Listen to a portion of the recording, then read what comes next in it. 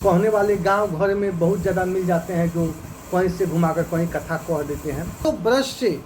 जो लोग गुलाम थे, हजारों वर्ष से जो लोग अंधविश्वास में फंसे थे, हजारों वर्ष से जो लोग पाखंड में फंसे थे, हजारों वर्ष से जिनको जीने का अधिकार नहीं था, समाज में बोलने का अधिकार नहीं था, जिनको अपनी स्वतंत्रता व्यक्त करने का अधिकार नहीं था, जिनको आज़ादी नहीं मिली थी, जिनको बैठने का जगह नहीं मिला था, जिनको बोलने का जगह नहीं मिला था, उन लोगों को फिर से गुलाम बनाने के लिए,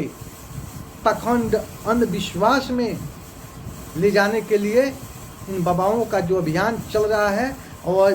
भारत के जिन बाबाओं की सूची है, उन सूची में अनिरुद्धाचार्य का भी नाम है, और अनिरुद्धाचार्य अपने बयानों से फंसे हैं, और महिलाएं, लड़कियां उनका विरोध कर रही है, फांसी की मांग कर रही है। और जाहिर सी बात है, ऐसे बाबाओं को कठोर से कठोर सजा मिलना चाहिए। ये वही बाबा हैं, इनको हिंदुस्तान में एक ही किताब मिला है मनुस्मृति, इनको एक ही किताब मिला है रामायण, इनको एक ही किताब मिला है भागवत गीता। इसके अलावा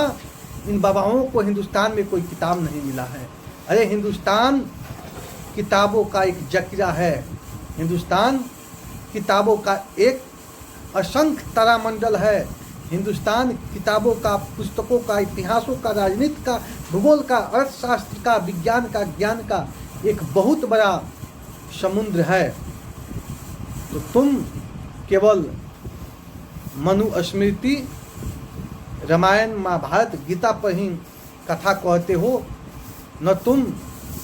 बुद्ध पर बोलते हो, न तुम कबीर पर बोलते हो, न तुम गुरु नानक पर बोलते हो, न तुम पेरियार पर बोलते हो, न तुम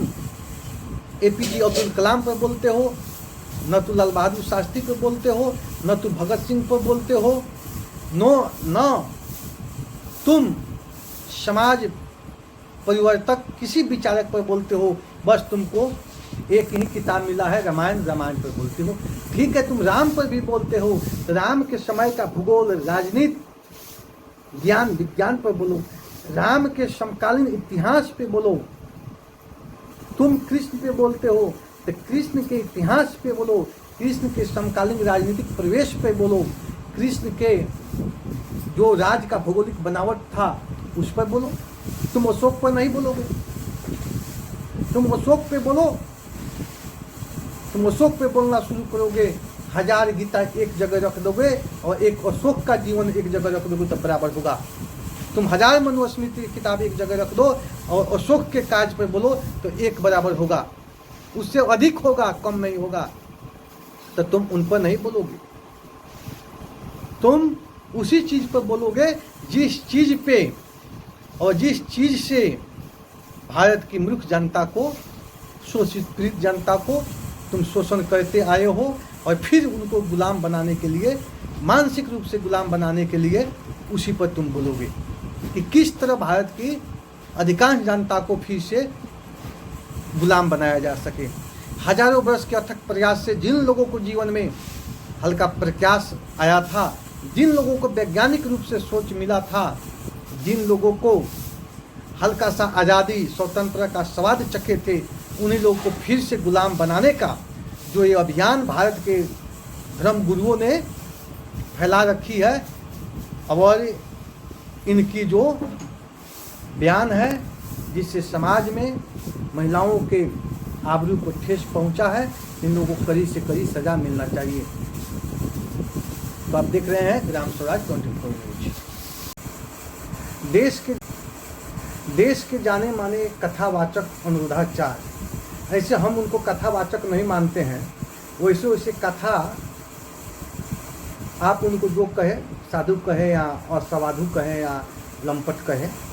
लेकिन वेशभूषा से भी न वो साधु दिखाई देते हैं, न वो कथा कहते हैं, तो उनकी कथा में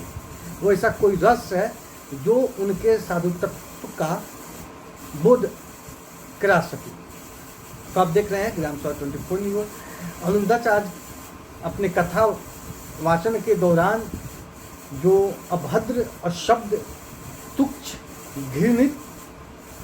शब्द का प्रयोग किए हैं, समाज को घिनौना करने वाले प्रयोग किए हैं, वो उनका बयान तुल पकड़ता हुआ नजर आ रहा है। और महिलाएं और लड़कियां उनको फांसी देने की मांग कर रही है। आप देख रहे हैं ग्राम स्वराज 24 में हम राजनीतिक स्थानीय मुद्दे को ही अपने चैनल पर विशेष करके डालते हैं,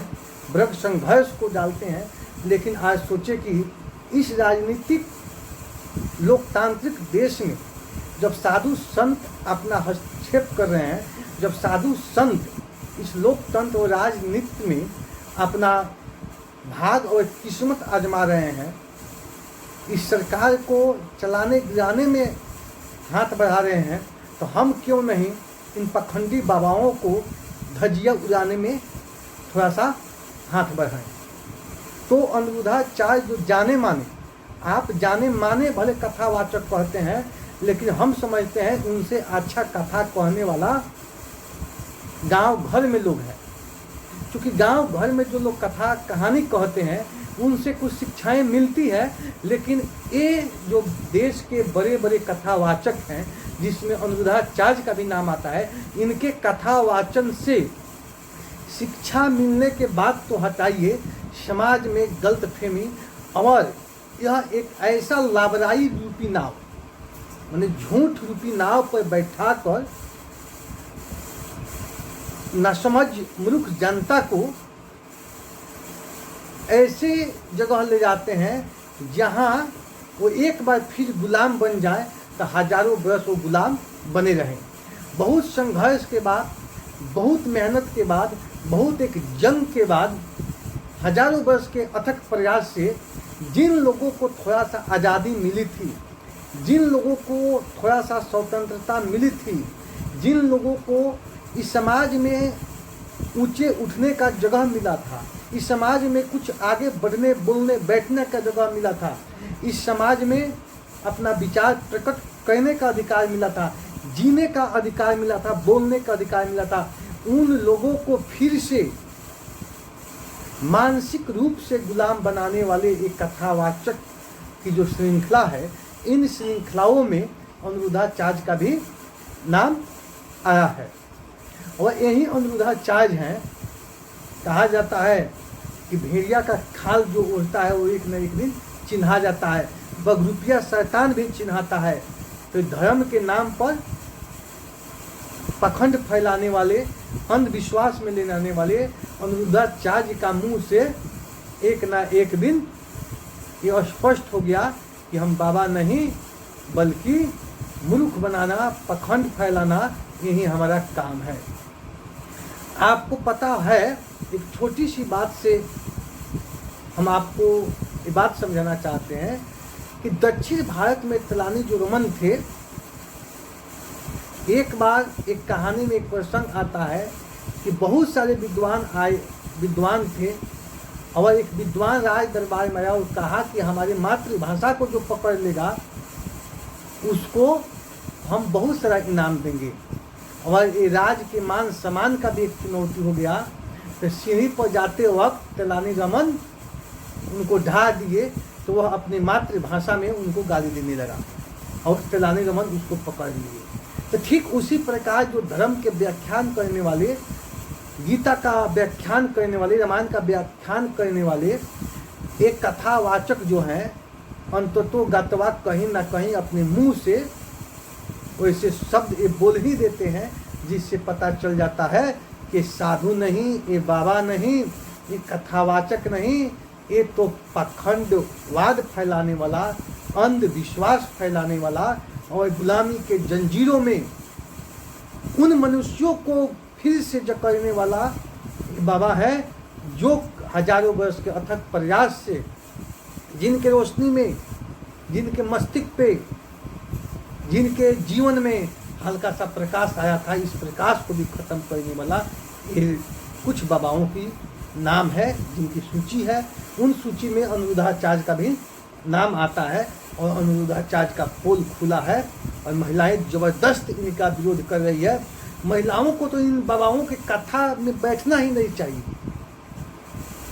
और जो भी कथावाचक है वह उनके सत्संग में उनकी कथावाचक में अगर महिलाएं नहीं बैठे तो एक भी पुरुष भी नहीं जाएगा। लोग के घर की बेटी बन जाती है कथा सुनने के लिए, अपने घर की सुरक्षा में पुरुष भी जाते हैं, ऐसा ही संख्या बढ़ जाता है। और बाबा अंततो गातवा अपना मुंह से वो बात बोल ही दिए, जिस लायक के बाबा हैं वो लायक बात बोल दिए हैं। इन बाबाओं को न रामायण की ज्ञान है, न गीता की ज्ञान है, न महाभारत की ज्ञान है। थोथी रामायण इतिहास, भारत के भूगोल पर, भारत के इतिहास पे, भारत के विज्ञान पे ये बाबा क्यों नहीं चर्चा करते हैं कि ये बाबा केवल अंधविश्वास पखंड पर चर्चा करते हैं। ये उसी धर्म पे चर्चा करते हैं जिस धर्म में अंधविश्वास है, जिस धर्म में पखंडवाद है, जिस धर्म में गुलाम बनाने का एक बहुत बड़ा तंत्र है, जंजीर है। ये चरवाक दर्शन पर क्यों नहीं बोलते हैं, बुद्ध पर क्यों नहीं बोलते हैं, ये गुरु नानक पर क्यों नहीं बोलते हैं, कबीर पर क्यों नहीं बोलते हैं, रैदास पर क्यों नहीं कहते हैं, ये अशोक पर क्यों नहीं बोलते हैं, चंद्रगुप्त मौर्य पर क्यों नहीं बोलते हैं, ये लाल बहादुर शास्त्री पर क्यों नहीं बोलते हैं, ये ओशो पर क्यों नहीं बोलते हैं। इनको घूम फिर कर एक ही किताब मिला है गीता, घूम फिर कर एक ही किताब मिला है रामायण, घूम फिर कर एक ही किताब मिला है इनको महाभारत। इसके अलावा ये भारत भूमि में, ये भारत के ज्ञान कोश में और किताब नहीं है। ये आइंस्टीन पर क्यों नहीं बोलते हैं, न्यूटन पर क्यों नहीं बोलते हैं, ये APJ अब्दुल कलाम पर क्यों नहीं बोलते हैं, ये देश के विज्ञान, ज्ञान, भूगोल, राजनीति पर और शास्त्र पर क्यों नहीं बोलते हैं। बस घूम फिर कर इनको एक ही महत्वपूर्ण किताब निकलता है और मिलता है मनुस्मृति। भाई मनुस्मृति पर तुम बोलते हो, मनुस्मृति पर प्रवचन देते हो, तो उसको ऐतिहासिक रूप से क्यों नहीं प्रवचन देते हो। तुम रामायण की कथा कहते हो, रामायण पर बोलते हैं, तो रामायण को, रामायण के समय का भूगोल, रामायण के समय के राजनीति, रामायण के समय के खान पान, वेशभूषा, कल्चर पर क्यों नहीं बोलते हो। रामायण, राम पर तुम प्रवचन कहते हो, तो राम काल का इतिहास पर क्यों नहीं बोलते हो। बस तोता जैसे रट लिया है और तोता जैसे रटाकर लोगों को गुलाम बनाने की जो इन लोगों का अभियान चल रहा है, ये बहुत बड़ी अभियान है। और इस अभियान का शिकार हमारे जो हिंदू समाज के लोग हैं, जो हिंदू सनातन मानने वाले हैं, वो लोग फंसे जा रहे हैं। हजारों वर्ष के अथक प्रयास से जिन लोगों को अंधकार से निकाला गया था, प्रकाश में लाया गया था, जिनको अंधविश्वास से निकाला गया था, पखंड से निकाला गया था, गुलामी से निकाला गया था, फिर उन्हीं लोगों को गुलाम बनाने के लिए, अंधकार में ले जाने के लिए इन बाबाओं का बस एक प्रवचन है, इसके अलावा कुछ नहीं है।